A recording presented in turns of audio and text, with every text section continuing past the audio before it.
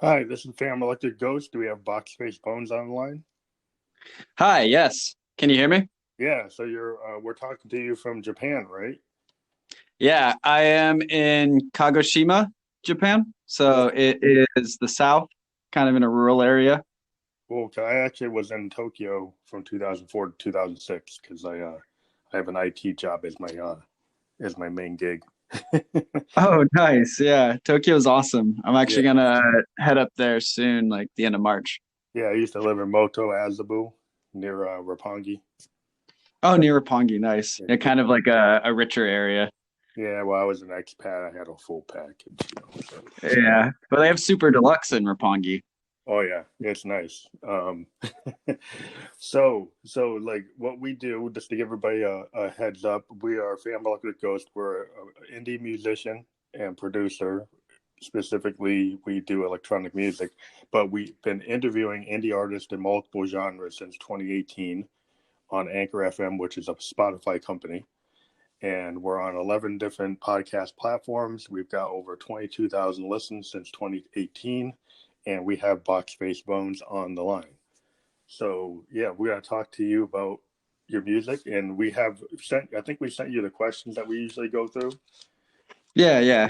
Yeah, so we're gonna talk about all your music, and we're gonna provide links to your Linktree on the podcast, and that includes your Spotify and all your other links, your SoundCloud. Ah, yeah. Well, wonderful. Thanks.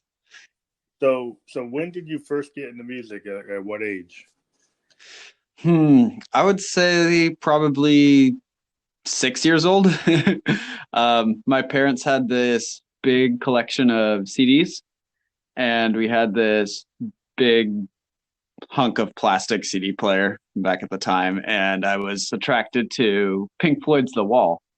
Awesome. And yeah, yeah. And I threw that on and probably got to Mother in that. And I had a short attention span. So that was about it there. But I also had Kids Bop, like the OG Kids Bop, none of the numbers yet, just Yeah, Kids yeah. Bop.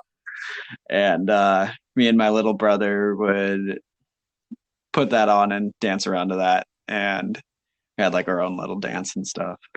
And he unfortunately passed, but it kind of put me down the music path along with biomedical engineering path.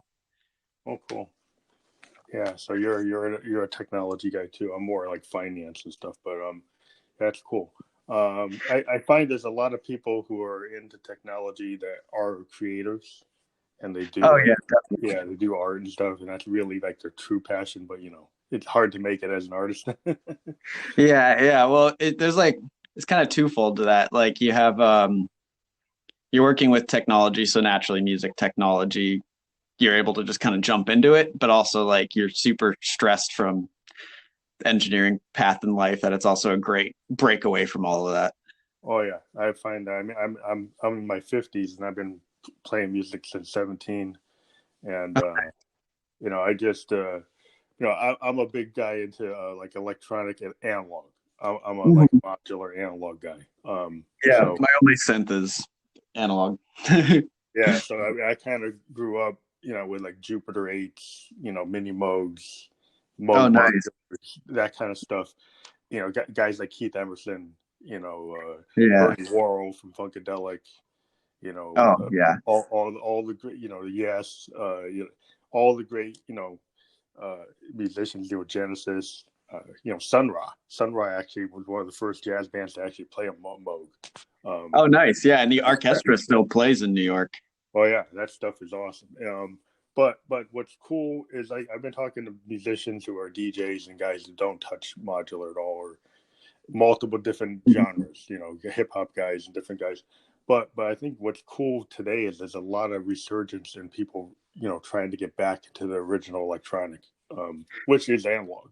The original electronic Oh, yeah, music is definitely. analog. Well, So what's like look to the past to look to the future, right? Oh yeah, I mean, because a lot of like what people do that's experimental. I mean, the original experimental musicians, they were using like the original RA Moog modulars.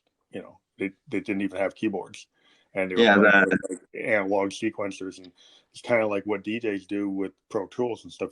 Alternative ways of creating music. using the computer is somewhat similar to when people were using the original analog sequencers, and it didn't even have Mhm. keyboards. They were just playing around with controlled voltage and different, paths and LFOs and all kinds of things you can do. But Yeah, like the regardless, classic silver apples of the moon.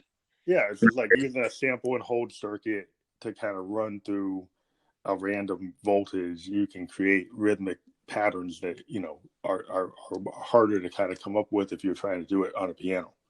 Yeah, definitely. There's stuff you can do that's really interesting. But so how long have you been working on music as a musician, where you had your own vision and you were going to write your own material? Kind of when did you decide that you were going to do that? Um, I would say probably 10 years. Boxface is actually like my third reincarnation and like my final solidified vision of myself as an artist. But as soon as I had a guitar, I was messing around in just Ableton recording stuff with my crappy guitar rig.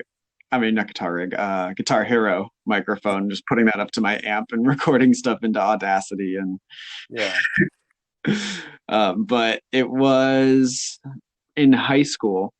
I made two albums um, around that time, and then they were okay. They started my whole path, Mm-hmm. uh, just messing around. And around college is when I officially came into my vision. My vision. Mm-hmm. I had one artist name that I made that will not be said for the sake of obscurity. But it set what I wanted, but I didn't know how to do it yet. Yeah, yeah. And when I figured out how to do it, which was in 2015, I debuted Boxface with my first record, Life is Fluid, which is like psych punk take on war and escapism. I had been playing with a band at the time, so I made an album where I did all the instruments based on how these musicians played. Mm-hmm. And so I limited myself to just kind of a simple setup, two guitars, same distortion on both guitars, a drum machine, and a keyboard on the pipe organ setting run through distortion for the whole thing. And just picking that simplicity really made it easy to just kind of start carving my sound as an artist. That's cool. So, who would you say are your influences or reference points if people are looking at your music and somebody says, who do you sound like, or who are you inspired by?" Um, I would say the act of living is my greatest reference point, like the human experience. And my previous material, a lot of the times, I like to feedback what I like in my work onto itself and create this optimal sound to translate my experience. I'm constantly like using my phone to record sounds of birds, Mm-hmm. mechanical equipment, rivers, and wind. Um, and that's just to directly put part of my experience into my work. And I would say painters are actually a big part of my influence too. Jackson Pollock, particularly. Oh, that's Um, interesting. yeah, I treat my music as Jackson Pollock would treat a canvas, more or less. I Yeah. collect my materials and then just throw them into my DAW. Mm-hmm. And since I've been doing that for a while, it's just like trying to make something defined out of chaos. But now that I'm starting to create more of a form, maybe it's more like Dolly. Um, Oh, I that's cool. also read a lot. Mm-hmm. I read about neuroscience, psychology, consciousness, and most recently I've read The Tibetan Book of the Dead, or how it should actually be translated, The Great Liberation by Hearing in the Intermediate States. And I have a journal dedicated to these musical ideas. When it comes to actual like musicians that inspire me, it's a lot of times music that really creates its own world, like this ambience that you're just sucked into. So Mm-hmm. a lot of stuff on Constellation Records, like Godspeed You Black Emperor, Fly Pan Am, Matana Roberts, Esmerine, Joni Boyd. Um, and then there's on the electronic side, more like Autechre. Nothing sounds like Autechre, despite many people trying to create that Autechre sound. Just Autechre's on its own path, and I'm always trying to be on my own path. And a lot of them were destructive music on like the sides of drone and noise, like Ian William Craig and Prurient, were really formative to me around the middle of my career, and I've kind of like built myself up from there. Yeah. That's interesting. Yeah, because I mean, I've been a progressive guy. Bernie Worrell, Rick Wakeman, that type of thing. That's where I come from. But what I always was informed by is like Jimi Hendrix when people asked about Electric Ladyland, which was like kind of very advanced album at the time. Oh That yeah. what he was doing, he said was like a sound painting, and I kind of took that concept in the idea by expansive sound is like what you're saying is I kind of think of it as layering sound like a painter layers like on their canvas. Yeah, Um, definitely. and I do a kind of stream of consciousness recording, and I don't use a DAW. I use like a digital recorder, Oh, and so I use a Zoom R24, and I take the live feed from my analog synths, and then record in a traditional old school technique of punch in, punch out, track by track, live playing on top of each other, kind of stream of consciousness. Which kind of is like I'm inspired by Sun Ra and stuff like that, kind of free jazz, and that's the nice. way I've been able to record for the last. That's my style. Is I don't like being constrained by the DAW. I understand how people can use it, but I like being able to be free to just do anything I want and not have any compression on my analog synths and stuff like that. But Oh yeah, definitely. I would use a lot of DAW currently, and like I used the DAW quite a bit in my latest record, which is coming out sometime. It's working with record labels on when that date will be. It's a little up in the air, but like as soon as I finished, I knew it was time to kind of move away from it. So I'm thinking in the future I'm going to be doing a lot more like electroacoustic type recording. Like I'm going to buy just a number of different types of microphones of varying quality and try to record things from like all around the room, and I don't know, work from yeah, there. like I don't field, know. yeah. They're like Zoom. They're field recorders. Like it's a famous like yes on I think Close to the Edge. They actually took a field recorder into the woods and recorded the sound of the woods. And a lot of progressive Nice. bands back in the late '60s and '70s did stuff like that. Pink Floyd used to do Mhm. field recordings and all kinds of you know strange recordings of the people like saying odd statements or just recording you know what was going on in the city, either the sounds of the city or the sounds of the forest. And that's like a progressive thing. A lot of progressive bands, did that kind of thing. But I think it's really interesting to try to, think of music in terms of cues. And I take the idea of synesthesia Oh, in my music all the time is that you're kind of overwhelmed and you smell the sound and you see the vibrations, you see the notes, you kind of have this overwhelming thing. And that's the whole idea of like electronic music should kind of move you into this zone where you're kind of you're experiencing synesthesia, because what you can do with synthesizers is you can become any instrument or any sound that you want to, and so you're not really limited. You're kind of in an unlimited space and you can kind of do whatever you want. And so I'm always drawn to people who are trying to push things. yeah. Hmm. So I like what you're doing with your music. It's really interesting. um So have you ever taken your music and played like live venues, or are you primarily like a studio musician, or what they call like bedroom recorder musician? Yeah, I have played a few live shows. I've definitely been more of a bedroom musician, but I'm moving away from that. Back when I was in college in San Luis Obispo, I played a brewery and a donut shop, and I had a very simple setup there. It was just a acoustic guitar and my mono synth fed into a switch pedal, so I could like switch between the acoustic and the synth, Oh, cool. and then That's awesome. that would go into a granular delay device thing. It's the Particle Red Panda, if you've heard of that. Oh, cool. And then that would go Yeah. into a loop pedal from there. And then I would create kind of these abstract forms and have places I want to go, destinations I want to get to, but not know anything about how I'm going to get to it. And I would Yeah. like eventually get to a point where I'm like, all right, here's a song, let's flesh it out and sing with the guitar and stuff to it, but then it would kind of go off into space again. And I really liked that idea of where I'm just able to read the room and play to the room.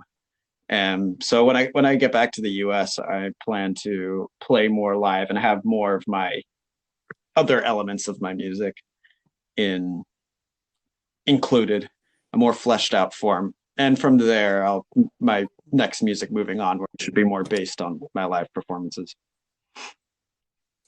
Yeah, it's interesting. I started the Ghost a couple of years ago. I played in New York. I played Boston, and I'm a like a one person band, and I kind of use my synths as my stagecraft because I've kind of set myself up like a Rick Wakeman or like the way Genesis was. Is I just have like an intimidating set of all these analog synths, just kind of stacked up. And then I'm able to kind of use analog sequencers and digital sequencers and foot pedals and all kinds of things to pretty much play live. And I can improvise, and I could run off my tape machines and then overdub on top of them. Nice.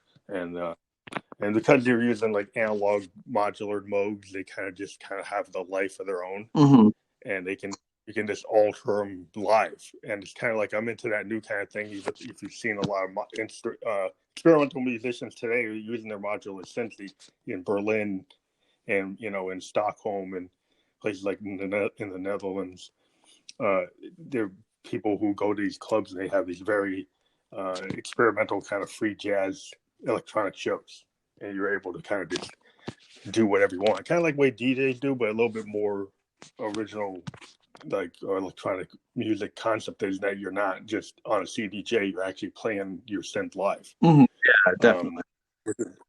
Which is a really cool thing. And then, a lot of what I do is I have stagecraft. I have a costume, like a ghost costume. If you see my Instagram, I've got this like phantom mask and LED. And that kind of comes from an idea like David Bowie. They asked him like, why does he do what he do what he did? He said, if you're an entertainer, you kind of got to be a performer. And so he created Aladdin Sane. He created the Thin White Duke. He created all these characters because he felt like when you're doing the show, you should kind of be an entertainer. So that's kind of like in the tradition of, like a Peter Gabriel. Back in early Genesis, he used to go on stage with all these odd costumes. And that was part of the whole scene.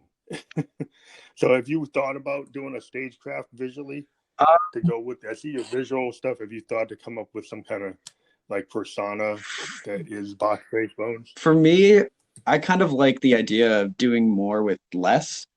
So I would maybe have like a colored light shine at me, but I wouldn't want it to like be too crazy, Like it could be like a floodlight of say purple, or maybe purple switching to red, or even just like a standard yellow light on me. Like and for my setup, I'm trying to go for the most with less. So yeah, I don't know. Original prog rockers are just wearing their blue jeans and they didn't have stuff until you had guys like Peter Gabriel who dress up in like, crazy costumes. Yeah. They were part of the whole, idea. A big part for me is connecting with the human experience. So for me, for Boxface at least, I don't want to like abstractify myself too much as a musician, because I want it to be like I am a human just like you out there in the audience. And I don't know, a big goal of mine is to really touch the soul, Yeah, that's a different take. Everybody comes into how they're going to present themselves in different ways. Oh yeah, definitely. You talked about that you have done some live shows. Have you collaborated with any other artists? When you said you were in the original part of your career, you were in a band, and now you're like a solo artist. Have you thought about just focusing on your solo Box Bones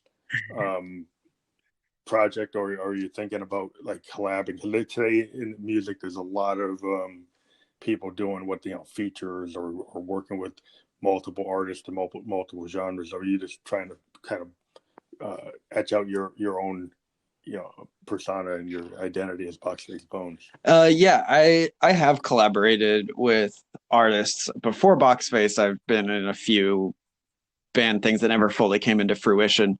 Oftentimes it would seem like I was more dedicated to the sound that was coming out than other people, so it just never really worked out. Um, but as Boxface, I worked with an ambient artist, Paperman, and that actually turned out really cool, but we never released it. And I've worked with Vera Sky, who's a D&B artist, and we still haven't Okay. released anything, but it was fun. It was more just like a path to what I'm going to do next and what they're going to do next. It's like we met in the middle and split off and did our own things. I made a beat for some West Coast rapper, but he turned out to be kind of shitty, so we will not say his name here. And Yeah. I recently stumbled on an artist who does neoclassical. Like she did a Chopin piece with some cool future type beats added onto it. Like she would actually play the Chopin piano bit and then add stuff to it. It was really cool. So we're currently talking about possibly making something happen, but who knows? It might just be another one of those meet in the middle, split off type of things. So Yeah, I mean, as an indie musician, what's cool, I've been playing for many years. Like I was in bands back when I was like 17, 18. And then what happens, like people weren't dedicated. And so I continued to just build my studio. And eventually I just said, I'm just going to focus on my vision. Because, trying to get the drummer to show up, trying to get the bass player to show up on time. And like, you know what, I'm tired of waiting for people to show up. yeah. And to be dedicated, and girlfriends and wives is like, well, why are you still doing that? And I was able to kind of still keep on doing what I'm doing. Yeah. And late in life, I got picked up by a label. In the last year, I got signed. So I just stayed dedicated because I had a vision. And you never know when it's going to happen. I'm in my 50s. I didn't get signed till I'm in my 50s, but you just stay dedicated to what your vision is. And music is kind of, you do it because you're passionate about it. And then when opportunities happen, like this podcast, it just kind of falls into place. You just do stuff. You do what you want to do, and then things kind of come to you. Oh yeah, definitely. And that's been happening more and more for me too. I mean, even with like my first release, which was Life is Fluid, I got signed to Off, which is a Belgian label, and they have a lot of really cool music, but no one really knows them. I mean, I've bumped into a few people actually in Tokyo. They're like, oh, that's cool. I listen to their stuff all the time. He has some Japanese artists. He has artists from all over the world. That's cool. But it hasn't like fully worked out. And then I released 3 other projects with him. My Doors project and my intermission pieces, but as the intermission pieces describes, it was kind of like an intermediary state.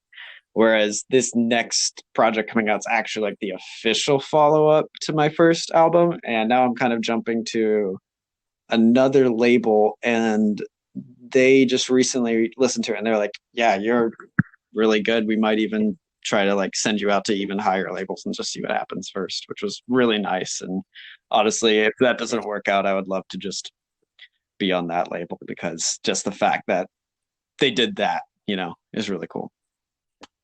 Yeah, that's what you want. You want somebody to support you and be able to have your, be able to do what you want to do. Some people today, what's interesting is we got these producers that just kind of take over your sound, and they kind of they have like a set known commodity. Their sound is their commodity. And when they take your music, like you send them, like I'm a experimental guy, my stuff goes like 8-9 minutes most of the time, but I sent it to his one producer and he cut it down to like 2 minutes, and then he threw like a drum beat that was like a typical drum beat that he always uses. Oh, God. And I'm like, that's not what I want. You just kind of didn't listen to my music at all, and you just put your style on top of it, and then sampled my things and kind of threw them into the grid. Yeah, definitely. And without like understanding what I was doing. Yeah, and I'm like, okay, that's a big part for me. Why I try to do everything. It's like I know my artistic vision. I've been figuring out how to master my own music and mix my own music because I know exactly what I want it to sound like. And I'm really well, that's the cool thing about a DAW. Well, that's a good thing about a DAW is like you can take total ownership if you are dedicated, or any kind of recording console. Like if you build your own studio and you get a nice analog recording console, just being able to control your vision Mhm. I think as a singer songwriter or like your own producer, I think it's really important to. I know people. There are people who want to be successful and they kind of give the reins over to other people to get through, and that's fine. And they become like less involved. They let other people kind of take the reins. But if you're kind of a person that's kind of really into the details and you know what you want to do, then I think the bedroom recording and the DAWs and all the things you can do today give you the ability to be really true to your vision. Yeah, definitely. I already know what I want to do, and I already know what I want to do next, even though it'll probably be a year before I really stick my bones into it, my fingers into it. But I know like for a fact that I've just become addicted to the sound of the harmonium. So I'm just like, I'm gonna go figure out how to play that. I'm gonna go buy a harmonium.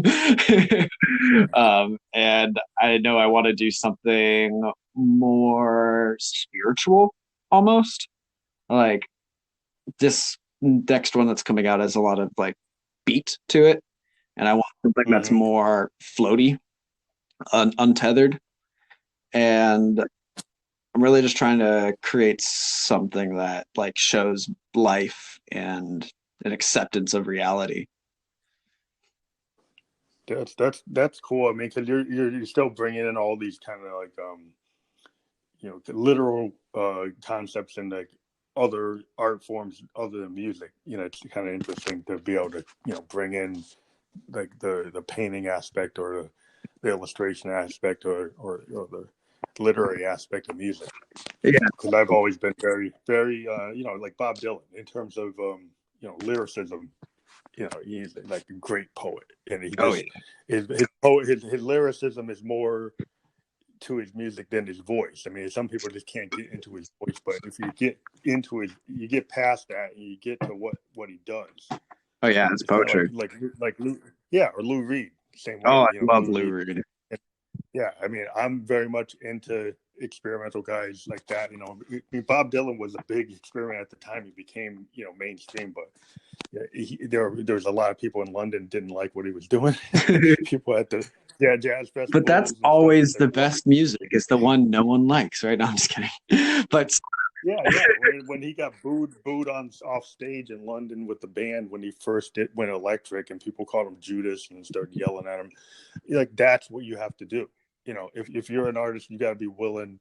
Even Prince, he went on stage with the Rolling Stones. He got booed off the stage. And people said, "What is that?" And then it became like mega big because he just had a vision. He just did what he wanted. or the famous Um, Lou Reed and Metallica collaboration album, yeah, Lulu.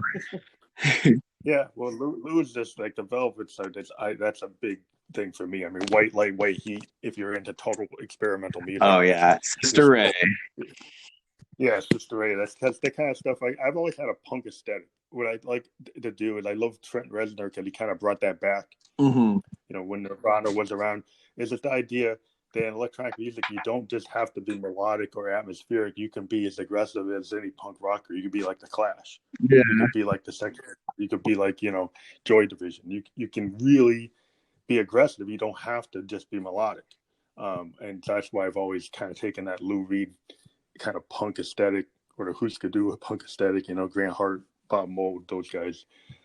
Yeah. I've always been really into that. I think that gives you a little edge. Yeah, If you that can bring that actually to your music. brings me to something interesting. I had been listening to a lot of like old 80s and 90s punk, like Wire and Black Flag, like leading up Oh, to Black Flag, yeah. this current incarnation of Boxface. And a big part of it, like with my sketchbook that I was writing in, was that I want to take punk and kind of modernize it. The landscape has changed a lot from that punk, and you'll hear like so many indie punk artists doing the same thing, or like they have the punk sound, but it doesn't have the lyrical edge. So, Yeah. and like a lot of the lyrical edge from back then doesn't fit as much now. I mean, a lot of the oppression is still the same, but it's just Yeah. happening in a different form. Like it's happening in a very digital online form. So a lot of that to me is how the obscuration of messages online and the fact that everyone now has this digital profile, like what you have clicked. And Hmm. yeah. So Yeah, well, that's where that's I'm why I looking like for. the honesty, like SST, like Black Flag, who's to do before they got on Warner's. Who's to do had this sound is just raw. Mhm. It is raw, but it was melodic, Oh yeah. and so they kind of do like free form recording. Zen Arcade was like recorded within like 48 hours in a warehouse, like first second take, Mhm. but that kind of style being that honest. And it's like some of the problem I think today with some of the modern music is overproduced. People are in their DAW and doing too much key correction, too much trying to get exactly on the BPM, and not realizing that some of the classic music has, mistakes. Yeah, it spills over the And edges. yeah, and it's sometimes having a key change or a rhythmic thing that's not perfect actually is the aesthetic. It is part of the song. Yeah, I mean it'll stand Uh, out to you and you'll remember it. And every time you go back to the yeah, song, you'll hear that one thing out of place. And it doesn't come as a bad thing to you. It comes as something you can cherish. it's a great thing. I mean, that's how some of the great music got created, is because they're not trying to be, not that they're trying to not be perfect. They're perfect within what they're trying to do, but not letting a DAW tell them that it has to be 130 beats per minute or it has to be in this key. If you're more of like a Sun Ra guy, you might change keys a lot. Mhm. If you're a progressive band like Yes, you might change rhythmic patterns to go from 120 down to 40 and then back up, because you're doing a different section of the song. And so, yeah, I think some of the stuff today, what I like to tell people is like, sometimes it's better just to record something with, mic your amp and do like a field recording into a Tascam or something. Go find a Tascam and just record it and feel the song. Yeah, you can't get lost Uh, in what you're trying to do, but as in what is actually happening. Yeah, I think it's just the people. Just I mean, honesty is the big thing. I think people love punk. They liked when Kurt Cobain came back with grunge because it was honest. We Mhm. had come through like the hair band heavy metal stage, and everybody we'd gone through new wave, and it was just highly produced stuff. And people liked the honesty of Pearl Jam and Soundgarden and all those bands and like Nirvana, just because it felt kind of like when the Clash showed up. It's like, wow, that's real. That's something vital. Um, I think if anytime you do music, and you can be in the modern, form, you could be a hip hop artist, like a SoundCloud hip hop artist. You could be doing something really honest. Oh yeah, definitely. You can be in all kinds of genres. You could be EDM artist that's like mixing analog with CDJ and doing something really interesting and having live musicians on stage and stuff. Yeah, as long as you're trying to push the envelope. Yeah, I mean, I don't care great what music genre in you're every in. genre. Yeah, great music in every genre, and you can tell what's real and what's created for something. Well, like there's everybody wants a hit. If you're honest, you're like, yeah, you would love your stuff to be in the top 10, but like as an artist, what do you do to get there? Are you able to keep 90% of your vision, or is it only like 20% of your vision? Um, and that's the currency. You decide what you're going to pay and what you're not going to pay. Yeah, basically, don't sign to Warner, right? Yeah. If you want some A&R guy to tell you like, oh, sound like Britney or sound like Beyonce or sound like Matchbox 20, is like that's what they want to do, and that's what they'll turn you into if that's what you want. Mm. Um, but you have to decide: are you going to go that way? Um, so so what are your opinions of streaming services? Um, it's a bit twofold. For me, I love that I can find previously hard to access music and go down this like little wormhole. I mean, I used to do the same thing with the iTunes store, but that was much less Yeah, efficient yeah, as they would just kind of like loop back on the same artists over and over again. But on the other hand, you have a lot of people not supporting artists financially, but I don't think that is the biggest of deals because there are still those who will. Like if I like a record, I'll buy it on vinyl. I also love to find music at the record store, just kind of like search and yeah. see what I like, what stands out. You'll find me among the experimental 45s. And I guess the more problematic thing to me, less the money, is the curated playlists a lot of the time because people that get on these like the playlist Spotify give you artists that pay for it. So it's more Yeah. just Well, like yeah, the rich it's people kind of like getting their attention yeah, again. it's kind of like it's kind of like payola. You know, back in the day on the radio stations, you had to have your agents and the record labels paying the DJs to get on the radio. It's the same kind of thing. Yeah. It's the payola thing, and you know it just gets into music. It's always been there. It's been there from the beginning, and now it's just in the digital format.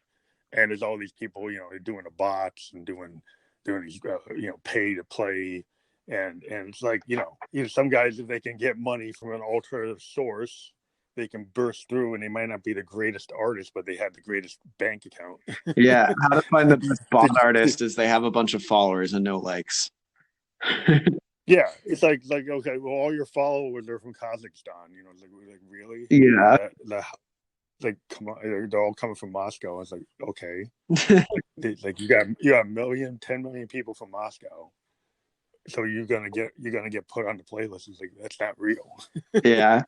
But um, then again, I feel like there's those that will want to break the cycle, and that this also opens pathways to break that cycle easier. I mean, back in the day when it was like the 70s, you know, if you were a small artist, then you didn't have the money or the well, opportunity, yeah. I mean, you were screwed.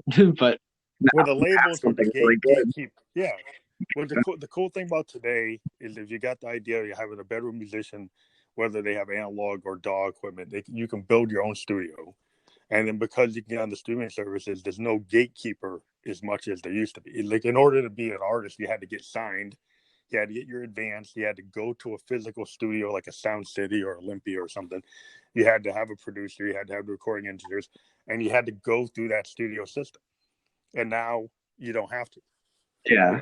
know, and you know sometimes if you get big, you'll sign up for it to get into the distribution to get to where you want to go. But sometimes you can break that. You know, you got like Tyler the Creator. I mean, he kind of broke that. He came out of just being a YouTube kind of mixtape artist, doing what he wanted, create that Camp Flogna, and now he's like super big, and he did exactly what he wanted to do. You know, and it's you know he offended people, he made people upset, but he did exactly what he wanted as an indie musician. So you look at that, it's like wow, like he was able to kind of just do exactly what he wanted to do, Yeah. and that's kind of cool. But regardless of the politics behind what he says, but Hey, it's gotten um, better, and I still love his old stuff. I mean, Bastard was yeah, great. It's and just such an angry yeah. record. Well, I like the fact that to me, I'm always into anybody that's doing something interesting, and his use of synthesizers, which maybe people don't realize, but how much he uses like a lot of analog, like Juno 60, 106 stuff. Yeah, it's really big Really, sounding synthesizers, like lots of oscillators. yeah, and it's not typical what you hear in rap. It's not. He doesn't use the typical. He's got more of an indie alternative rock kind of college radio vibe to hip hop. That it's not even hip hop. It's almost like indie. It like if you try to categorize it as just being hip hop, it really isn't. It's more like an indie musician that would have been back in the day with like the REMs and the Talking Heads of the world. He's actually doing Yeah, something. definitely. It's not categorize. You know, you can't. It's hard to put it into a category because it's not exactly what it seems to be. It's Yeah, a little bit more. I've kind of like averted from using the word indie for so long that eventually I kind of realized, yeah, you know what, I'm an indie artist. I just gotta accept it. Yeah, well, back in the day, I was like a college radio, artist. That was like all I listened to was college radio because that's where bands like the Replacements and Who's to Do, Orange 9 millimeter, Camper Van Beethoven. That's where you found them. You Yeah, know, I used to work at a college radio station, and that's actually pretty informative on a lot of my influences. I had started by working just like a 4 a.m. to 7 a.m. shift, but eventually I was doing like noon.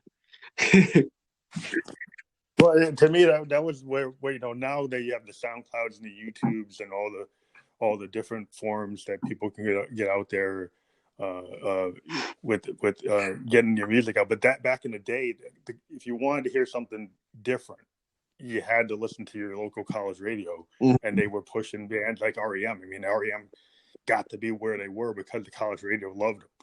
You Mm. know, even like who you do, they were kind of like, that's how they got broken. You know, that's how they got out there. Is because that scene was the scene. So it's not as much today. It's more of the internet. But yeah, it's interesting where we've gone in music, and even like as an electronic musician, there seems to be a resurgence in analog.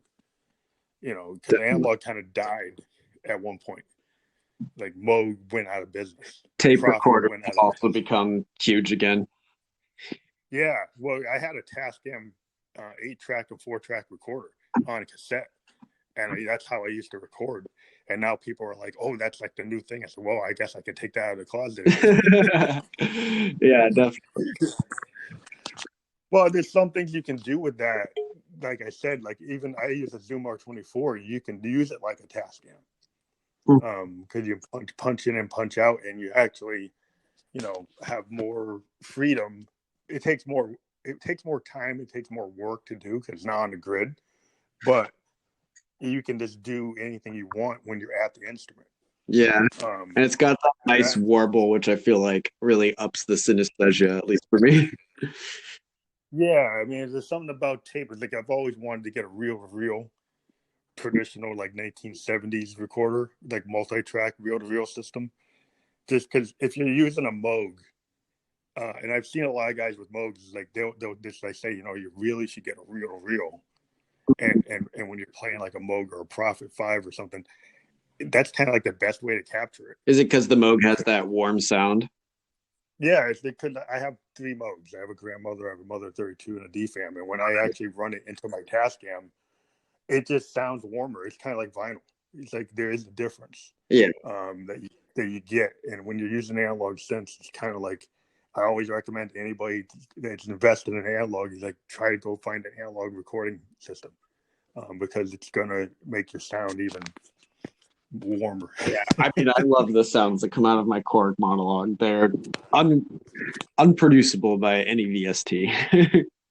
Oh yeah, that's what people don't. It's like people who don't have an analog, they'll say it matches and like a Moog or something. But okay, well, go get a real Moog or a Prophet or a Korg, and then check it, and you'll see that it never matches. Yeah, and just The analog, the knobs there, it's so tactile to just change something on the fly. yeah. I mean, just because like one of the coolest things with my modular Moogs is that you can change the whole workflow of the synth. Every time I approach my synth, I can change how it works. Yeah, that's You know, the grandmother. Yeah, I have a grandmother, I have a mother 32, and a DFAM, and they're all got controlled voltage. And so I can just reroute everything. I mean, I can use my high pass filter, or it's not in the normal workflow, the high pass filter on the grandmother. You have to actually put it into the workflow, but you can do all these things with the attenuverters and things that actually make negative and positive changes to your signal. And there's so many different combinations. And I've got so many of these analog devices. I've got like math utility modules to add LFOs and exponential and logarithmic control of your signal. There's so many different things you can do, and you start getting into the depths of sound design. Modular synths just give you like an unbelievable palette that you just, and it's all feel. It's all dials, it's all knobs, and you can get the real. It's just as like tactile as anything you do in music, and it really gives you a lot of control. And I'm a total freak when it comes to that stuff. Yeah, I mean, it definitely changed how I work with music. So the first two albums I put out as Boxface, I didn't have this synthesizer. I just had my little keyboard here, and I really like worked and worked and worked to make these like very detailed experiences.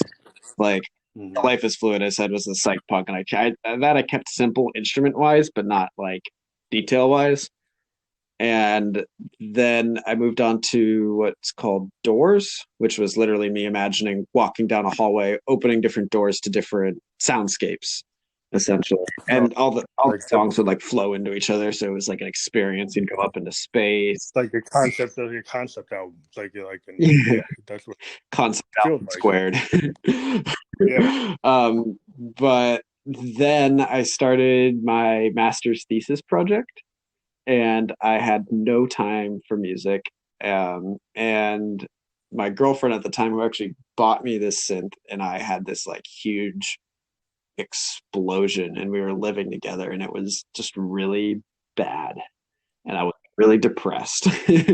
And what I found was with this mono synth, I was able to create something really fast.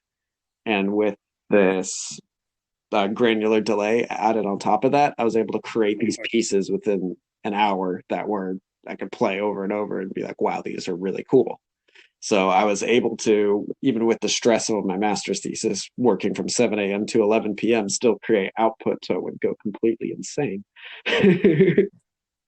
Well, a lot of people I talk to about analog synths, if you ever get a creative block, an analog synth really opens it up. Yeah. Just because every time you turn on an analog synth, they kind of show you something.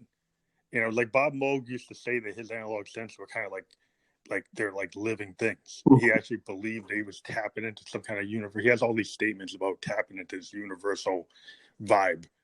And Yeah. it's kind of really weird. He's an engineer and an inventor, but he had this kind of hippie aesthetic Yeah. that is like, oh, I'm tapping into the universe, and my machines kind of have, yeah, when I build these machines, I kind of feel like I'm getting guided by the universe. And that's the kind of, if you ever get into a mode, you'll feel like, wow, this thing's kind of like a living thing. It, Mhm. it, it changes so much. And some people are like, well, I can't keep it stable, but that's how you get Yeah, that's the your ideas. point.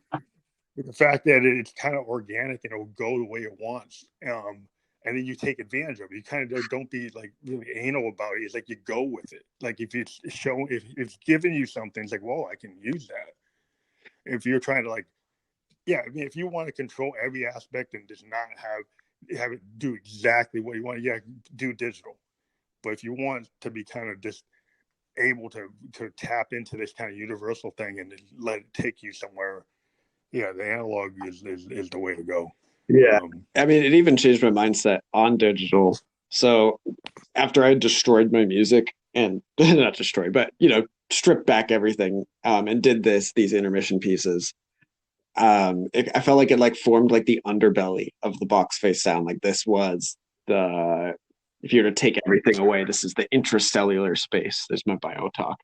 It's like the yeah, intercellular space between all the stuff that would later get added back on top. And then as I like rebuilt myself, even with adding digital back in, I was doing it very differently. I would take something and I would not be able to edit it. I would record it and then immediately turn it into a sound file so that I couldn't edit it anymore. And then if I wanted to do anything to it, I had to edit on top of that. So a lot of the times I would just be like putting something down and then throwing like what effect I want on it and then re-recording that onto a new track so I couldn't mess with the effects anymore. And if I wanted to do anything else, I would have to either put a new effect or chop it up. And I don't know, I created my yeah, workflow completely differently in that it was very fluid, even with these like fiddly digital workstations that I was always moving and doing something new.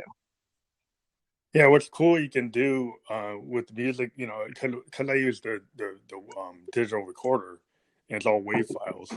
Um, I can actually capture an analog like pattern, and I can always have it be the same because I can just have it rerun on my work on my Zoom. Oh, cool. And unlike like a computer, the Zoom doesn't crash, and it doesn't ever have a problem. It's a hardware machine. And the other thing that's cool about it is I take like hardware. I have a hardware Eurorack sampler from Make Noise called a Morphogene. And what you can do is you can take a sound and bring it into the sampler, and it'll kind of rip it up in terms of time shifting. It can take the first minute and merge it with the second minute or the end of the tape. It can kind of do all this tape looping kind of thing, almost like you were taking physical tape and cutting it and splicing it and throwing it all over the place. So a lot of times I'll just sample my own stuff and then run it through my Morphogene and then do all this weird time shifting, and I can reinvent anything I wrote. Yeah, making sounds out of old sounds. Yeah, you can just take what you wrote and kind of do what the old school, like George Martin, they would just take the tape and take a razor blade, cut it, and then splice it and put it back together. Yeah, a lot of Um, times I'll pick a BPM and a key, just create a bunch of material in that BPM and key, and then just completely tear it apart. It's a Yeah, great I mean beat. that's what people. Yeah, it's a great progressive technique. I mean, Peter Gabriel used to do it all the time on the album. So they took like a acoustic drum part and they had it on tape, and then they just cut it up into 99 splices and then rearranged it. Oh, nice. Yeah. And that's kind of like if you're into like just being music as a palette, music as a pure music, like artist, then you start thinking like I can do anything like that. You totally like reinvent yourself all the time, Yeah, you're and no that's longer drawing stick figure people and a sun that's in the left right corner, top left corner of the page. yeah. You can like play with shadow vocals, layering, all advanced composition where you're like changing, all kinds of dynamics. And I think that just as an artist, like more people who realize that you don't just have to have a kick and beat from some producer that's used that beat on 100 songs. Yeah, I don't know. I don't know if it can truly be called a song without a kick and a snare. Yeah. Yeah, well, everybody's on their kicks and their snares, and that's cool. I mean, I'm into my drum machines. Um, so yeah, I use a lot of analog drum machines because I like the analog nature of like a DFAM is an analog drum machine. Um, and it's a little different than an 808 because it's a Moog. But yeah, there's things you can do with music. I mean, I have an OPZ from Teenage Engineering, and that's a digital synth. So I'm not against Mhm. digital. I have like that thing is a pretty amazing machine, and I've got my Roland digital synths. And there's a place for everything. It's like, oh, you're down on digital. It's like you take the tool you need and you use it. So I'll have stuff where I'll have like a digital synth on top of my analog to do things that the analog can't do. There's things like you have to do a chord. Well, I got to use my Roland. If I'm going to do two-handed chords, I have to use my Roland Yeah, because because mono synth yeah, mono can't can't do do it. it. Yeah. So I mean, yeah. So it's things that atmospherically you want to have a nice lush pad. You might have to use a 16 voice digital synth to do that. Yeah. But when you want a bass line or a crazy lead or something weird, the analog gives you this atmospheric stuff that you can't. Well, you can do digitally. Not that you can't do it. It's just maybe that it cuts through the mix. Yeah, it's less If you like notice, like the background yeah, atmosphere and more like the substance. yeah, analog. Like back in the day, there was a period. I don't know if you heard the story. Like when the Yamaha DX7 FM synth came, right, and it kind of knocked all the analog synths out. Like Yamaha, the DX7 actually caused Prophet and Moog to go out of business. Mm. Um, because what happened is it was a fully polyphonic digital synth, and then the engineers loved it because it didn't overpower the mix. And then Skrillex happened. Yeah, so the people were just using it, and it just overpowered the whole industry. Roland had the D50, which is similar, but yeah, that sound kind of took analog out, and then people started rediscovering it.